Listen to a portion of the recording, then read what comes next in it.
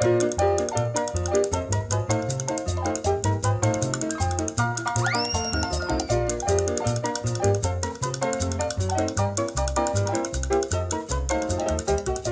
aí, pessoal da Anatomia Papel e Caneta? Tudo bem com vocês? Na aula de hoje nós vamos falar sobre as possíveis posições do corpo humano e posições cirúrgicas. A primeira, nós vamos falar da clássica posição anatômica, na qual a pessoa fica em ortostático, olhar para o horizonte, membros superiores ao longo do corpo e membros inferiores unidos, palmas das mãos voltadas para a frente e pontas dos pés também direcionadas para a frente. A segunda posição significa dizer que a pessoa estaria em pé também. Essa pode ser diferenciada da anatômica porque ela pode olhar para os lados. Significa estar apenas em pé, com o tronco ereto e os braços ao longo do corpo. Esta é chamada de posição ereta ou ortostática. Para a nossa terceira, imagine enxergar a pessoa de lado. Enxergar de lado significa a posição perfil. Para a quarta e quinta posições, significa olhar a pessoa de frente ou por trás. Esse termo é mais utilizado também pela área da radiologia, na qual a pessoa pode receber a radiação tanto de frente quanto pelo dorso. A primeira, então, é chamada de posição AP, significa olhar a pessoa de antero para posterior. E a outra seria PA, significa enxergar a pessoa de póstero para anterior. Nossa próxima posição significa dizer que a pessoa estaria rotacionada,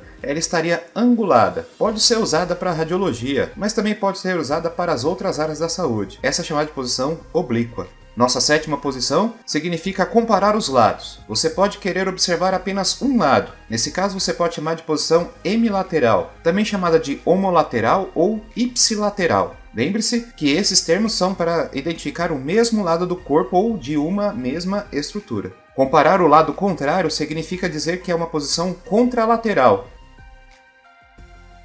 Nossa oitava posição é como imaginar que a pessoa rodou um pouco o corpo. Essa seria chamada de posição rotacionada.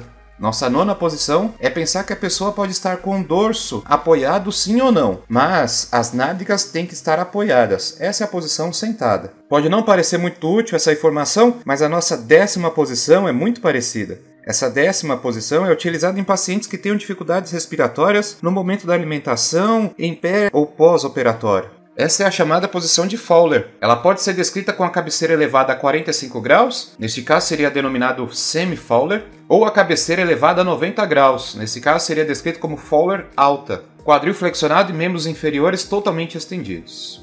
Nossas 11ª, 12ª e 13ª referem-se à pessoa estar deitada. Ela pode estar totalmente de barriga para cima, ela pode também estar totalmente de barriga para baixo, e ela também pode estar deitada de lado. Deitada de barriga para cima seria descrita como decúbito dorsal. Isso significa estar totalmente com o dorso apoiado. Essa também é chamada de posição supinada. Decúbito ventral significa ela estar com a barriga para baixo, quer dizer, o ventre está apoiado na mesa ou na maca. Esta também pode ser chamada de posição pronada. Decúbito lateral significa estar com toda a parte lateral do corpo apoiada. Pode ser tanto o lado direito quanto o lado esquerdo.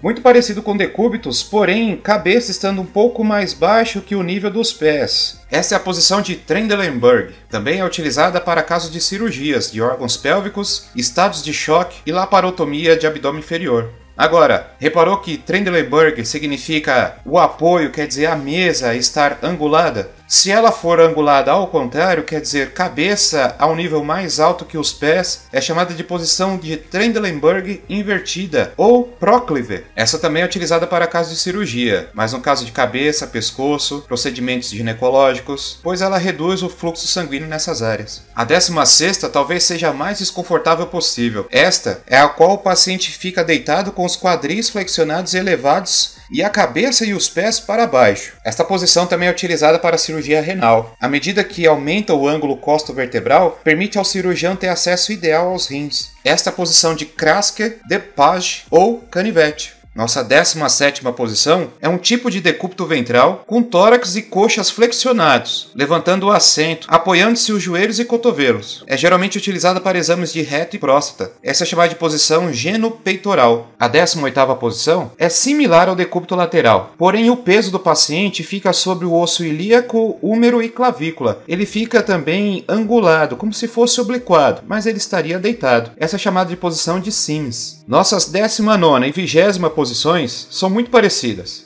Na 19ª posição, a pessoa fica em decúbito. O que diferencia é a curvatura dos joelhos, pois nesta, os joelhos não precisam ficar flexionados acima do abdômen. Sua finalidade é realizar exame vaginal ou vulvovaginal, sondagem vesical, de demora ou alívio, tricotomia, parto normal, entre outras. Esta é a posição ginecológica. Nossa 20ª é chamada de posição de litotomia. Neste caso, a paciente é colocada em decúbito dorsal, com os ombros e cabeça ligeiramente elevados, as coxas bem afastadas e flexionadas sobre o abdômen. Esta posição é utilizada em partos normais, cirurgias ou exame de períneo, vagina e bexiga. Então a diferença entre as duas é que a litotomia tem os joelhos flexionados acima do abdômen e a ginecológica não. A 21ª é a chamada posição de cócoras, ou agachada, muito utilizada em partos normais. Nesse caso, a paciente pode ter a ajuda de um médico ou um enfermeiro. Bom, se você gostou dessa aula, compartilhe com seus amigos, inscreva-se em nossas páginas, visite nosso site. Espero ter ajudado por hoje, hein? Até a próxima. Abraço!